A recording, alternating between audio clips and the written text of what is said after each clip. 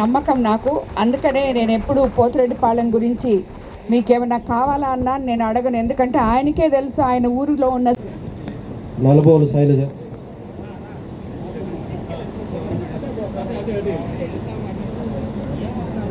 కృష్ణయ్య, గన్నవరం కృష్ణయ్య,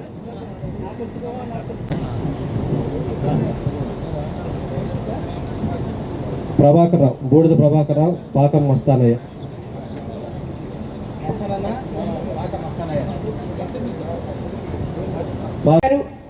పట్టాదారు పాస్ పుస్తకాల గురించి ఎప్పుడో ఎన్నో 3 తరాల నుంచి కూడా లేవని చెప్పి ఇప్పుడే ఆ అన్న చెప్పారు. ఇటువంటి ఒక కార్యక్రమం ఇన్ని సంవత్సరాల నుంచి పూర్తిగా డెల్టా ఏరియా అయిన మన కోవూరు కాన్స్టిట్యున్సీలో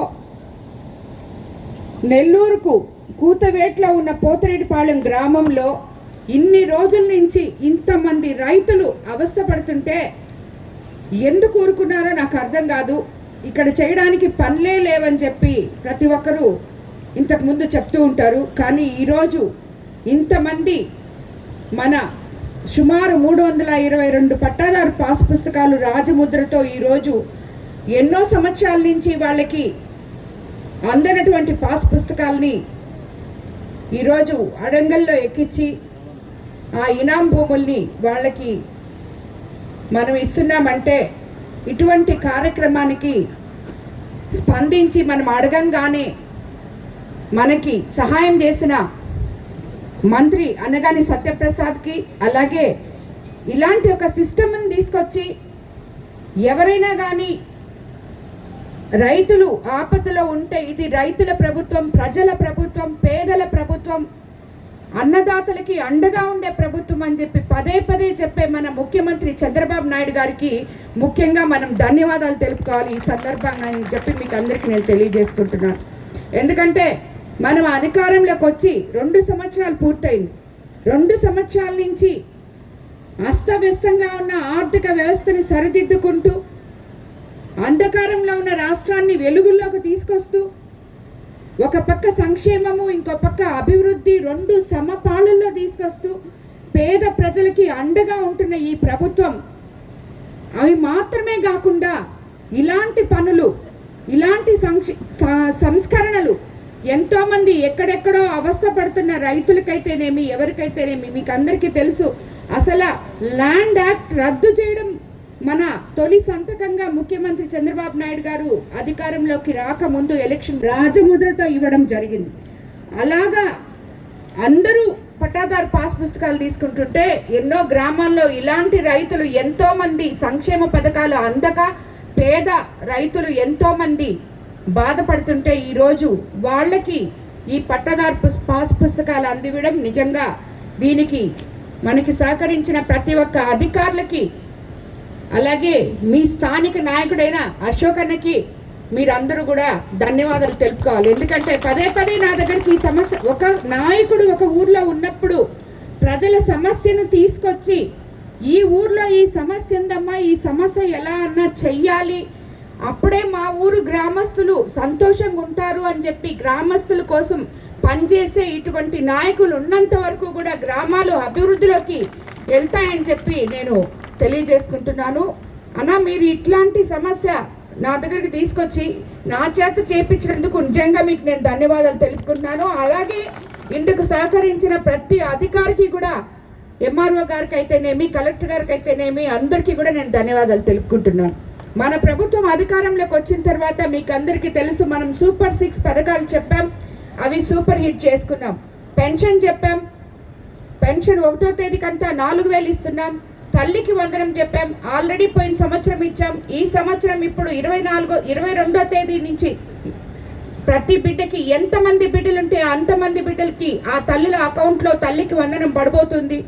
అలాగే అన్నదాత సుఖీభవ చెప్పాం, ఆల్రెడీ 2 సార్లు అన్నదాత సుఖీభవ ఇప్పుడు ఇవ్వడం జరిగింది. పోయిన సంవత్సరం ఇచ్చాం, ఇప్పుడు మొన్న సగం ఇవ్వడం జరిగింది.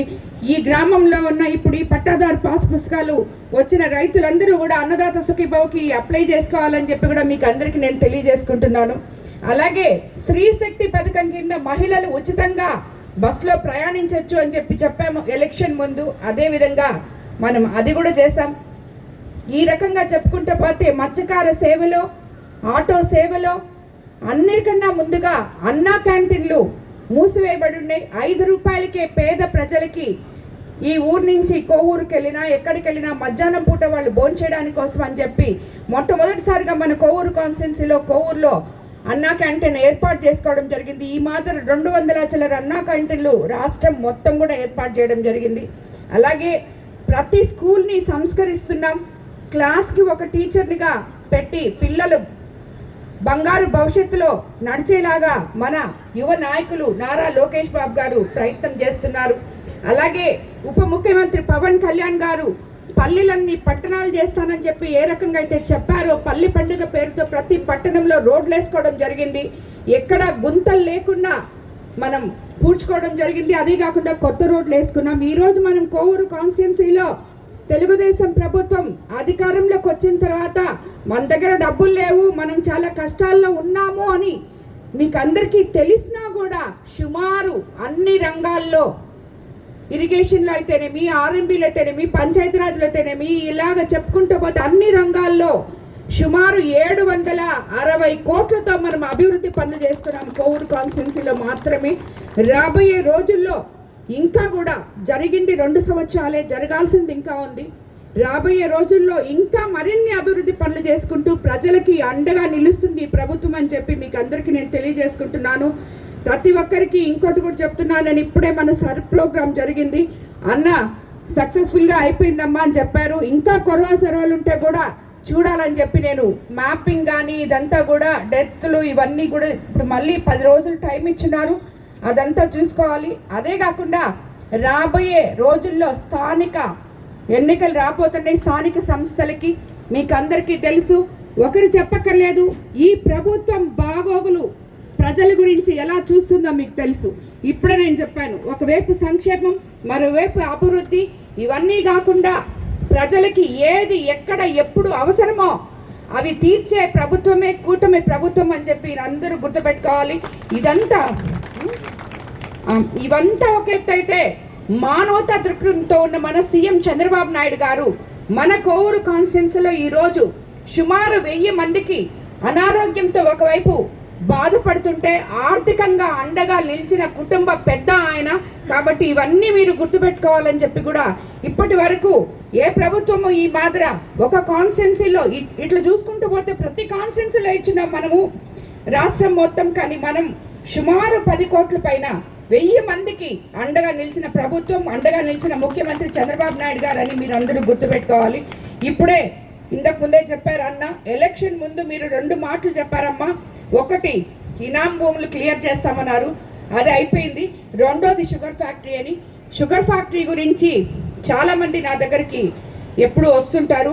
కాకపోతే నేను రోజు వాళ్ళకి నేను దాంట్లో జరుగుతుండే ఏం చేస్తున్నాము అని చెప్పి నేను చెప్పలేను కాబట్టి చెప్పట్లేదు. కానీ షుగర్ ఫ్యాక్టరీని ఒక్కరోజు కూడా నేను మర్చిపోవటం లేదు.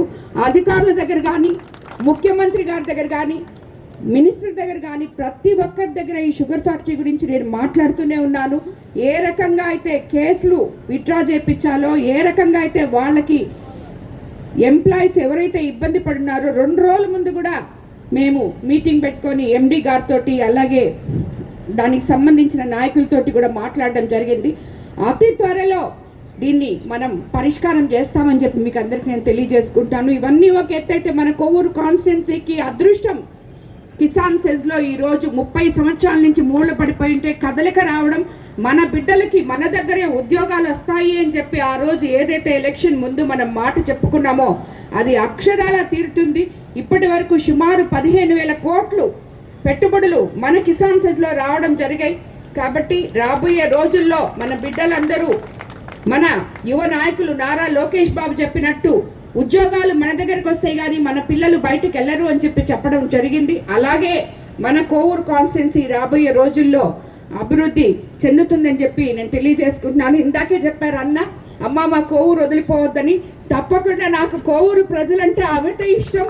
ప్రతి ఒక్క నాయకుడు, ప్రతి ఒక్కరూ కూడా ఎంతో అభిమానంగా ఉంటారు. నేను మీ దగ్గర నుంచి ఆశించేది ఆ అభిమానం ఒక్కటే. కాబట్టి మీకు కావాల్సిన పనులు చేస్తాను. మీ అభిమానమే నాకు నన్ను ఒక బిడ్డలాగా ఆదరించింది కోవూరు కాన్స్టిట్యున్సీ. కాబట్టి తప్పకుండా కోవూరులోనే ఉండడానికి ప్రయత్నం చేస్తానన్న మీ కోరిక మేరకు ధన్యవాదాలు అందరికీ. ఈ కార్యక్రమం